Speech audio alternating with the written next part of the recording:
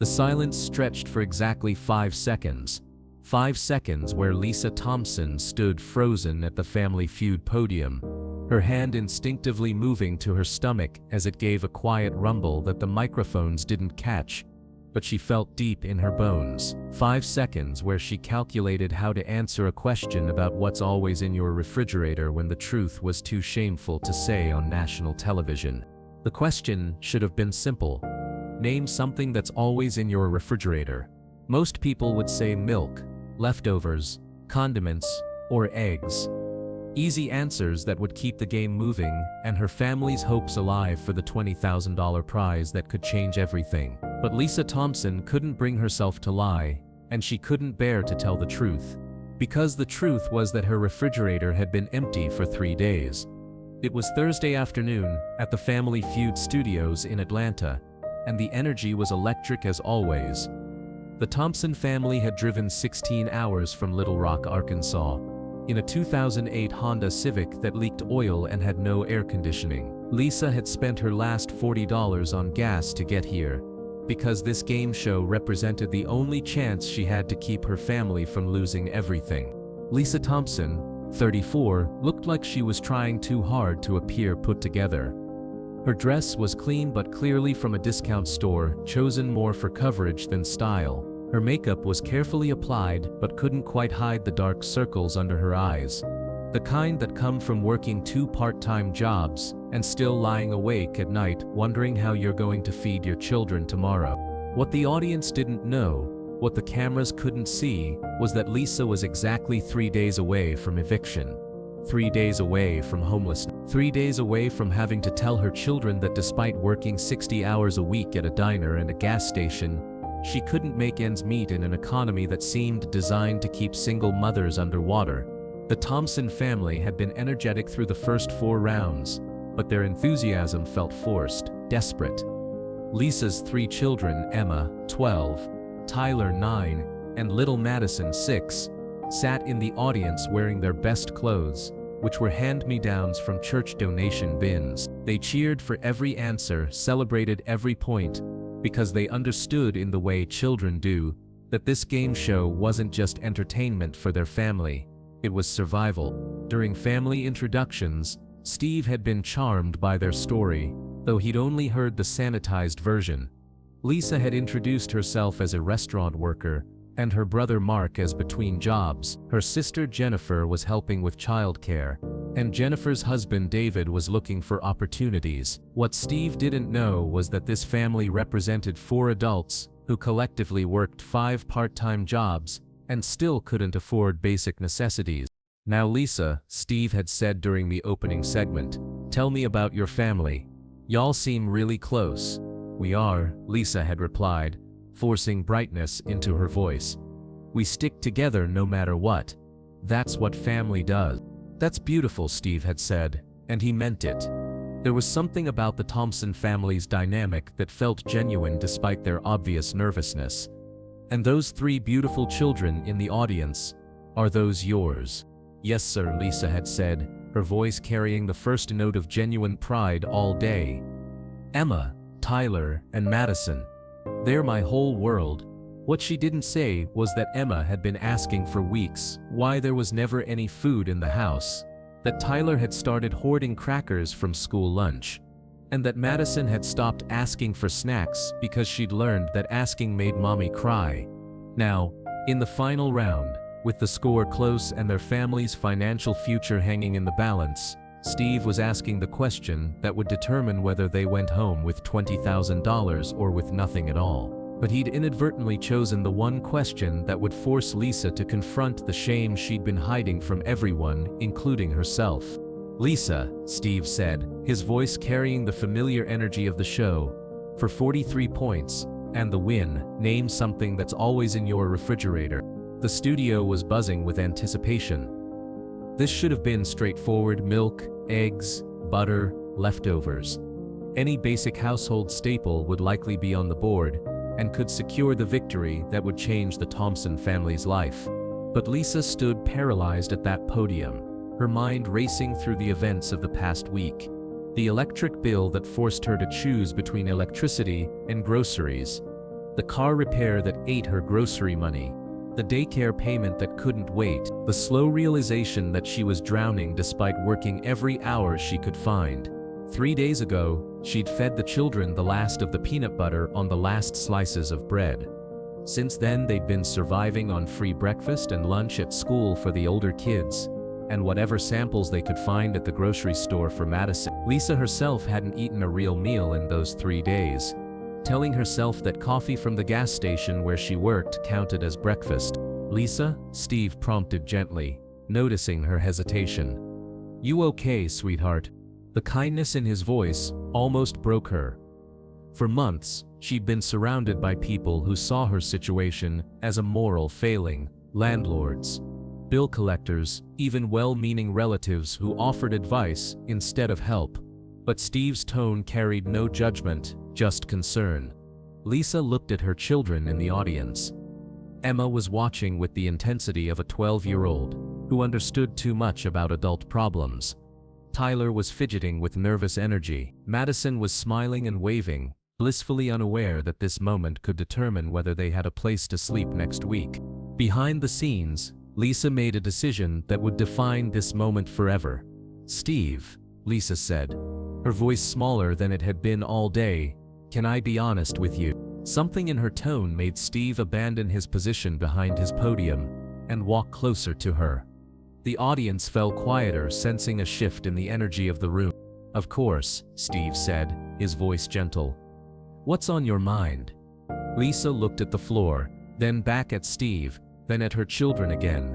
When she spoke, her words carried the weight of months of accumulated shame, fear, and the kind of exhaustion that goes deeper than sleep can fix. "There's nothing in my refrigerator," she said. And the confession hung in the studio air like a prayer she'd never meant to say aloud. "Nothing. We haven't had groceries in 3 days." The studio fell completely silent. 300 people stopped breathing for a moment, the weight of Lisa's honesty settling over them like a blanket. In the audience, Emma's face crumpled as she realized her mother had just revealed their family's deepest secret to the entire world. Steve's expression changed immediately. In 40 years of hosting, he'd heard thousands of stories. But something about Lisa's vulnerability, the shame mixed with desperate honesty, cut straight to his heart. "Lisa," Steve said, stepping even closer, "tell me what's happening." And so she did. Standing on national television, Lisa Thompson told the truth she'd been hiding from everyone, including herself. About working 60 hours a week at jobs that didn't pay enough. About choosing between electricity and food, between gas and groceries. About watching her children pretend they weren't hungry because they knew she was trying her best. "I work 2 jobs, Lisa said, tears starting to flow. "I work so hard, Steve. I do everything I'm supposed to do. But it's not enough, it's never enough. And I don't know how to tell my babies that I can't feed them." The cameras caught every moment, but this was no longer entertainment. This was raw human struggle, laid bare in front of millions of viewers. Steve Harvey, the man who had built a career on laughter and quick wit, found himself in territory where humor had no place. This was about dignity, about survival, about the kind of poverty that existed in the shadows of the American dream. Behind the scenes, Steve made a decision that defied every rule of television production. Without consulting producers, without following protocol, Steve did something unprecedented. He reached into his jacket pocket and pulled out his wallet, his actual wallet, right there on stage. "Lisa," he said, his voice thick with emotion, "I want you to listen to me very carefully.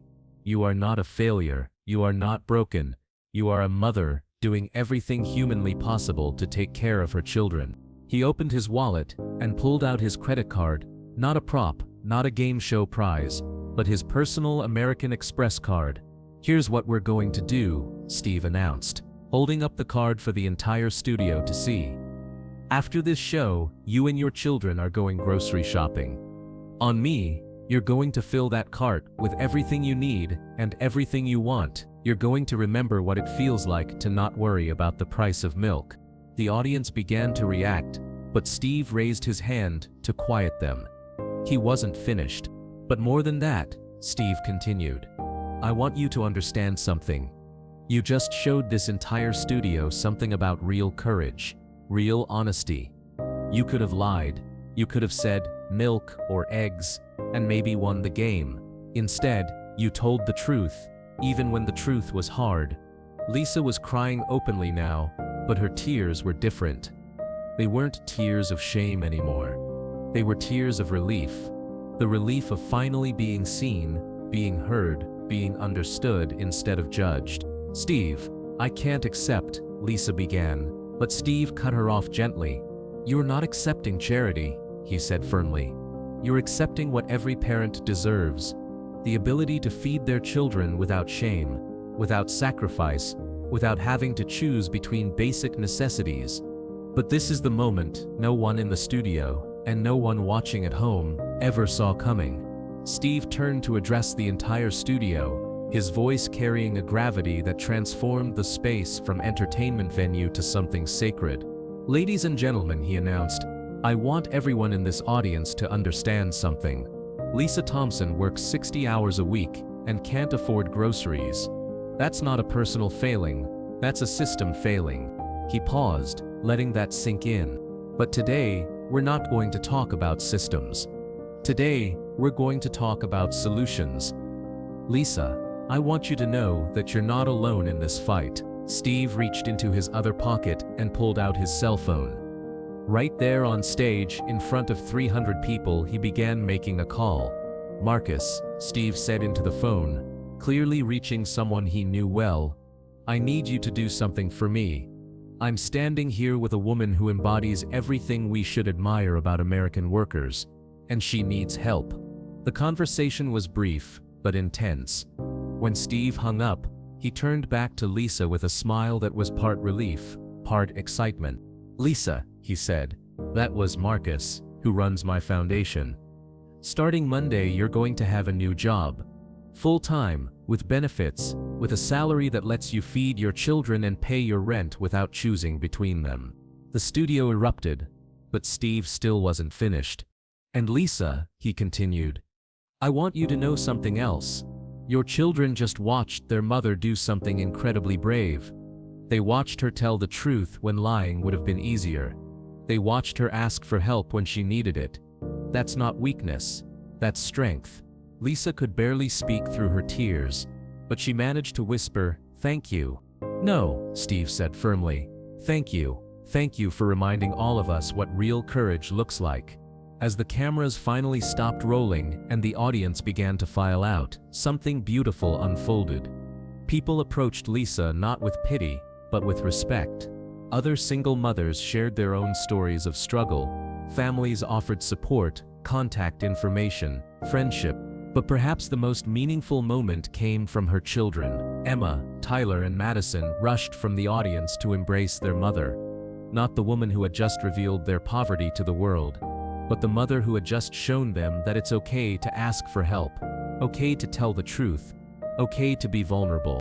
Mom, Emma whispered in her ear, I'm proud of you. That afternoon, Lisa Thompson and her children went grocery shopping for the first time in months without calculating every purchase.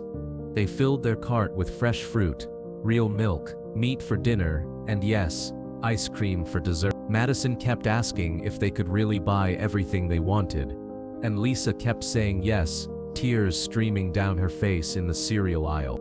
6 months later, the episode aired exactly as it happened, with no editing to remove Steve's unprecedented intervention. The response was unlike anything in game show history. Thousands of viewers reached out to share their own stories of food insecurity, of working multiple jobs that didn't pay enough, of the impossible choices facing families in poverty. Lisa's story sparked a national conversation about the working poor, about the gap between minimum wage and living wage, about the reality that in America, having a job, even 2 jobs, doesn't guarantee the ability to afford basic necessities. Steve's foundation partnered with anti-hunger organizations across the country to create job placement programs for underemployed parents. The Lisa Thompson Initiative now helps hundreds of families each year transition from survival jobs to sustainable careers. But the most important change was in the Thompson household in Little Rock. Lisa's new job at Steve's foundation allowed her to move into a safe apartment with a refrigerator that's never empty. Her children learned that asking for help isn't shameful, it's smart. They learned that work has dignity regardless of the paycheck, but that everyone deserves work that pays enough to live.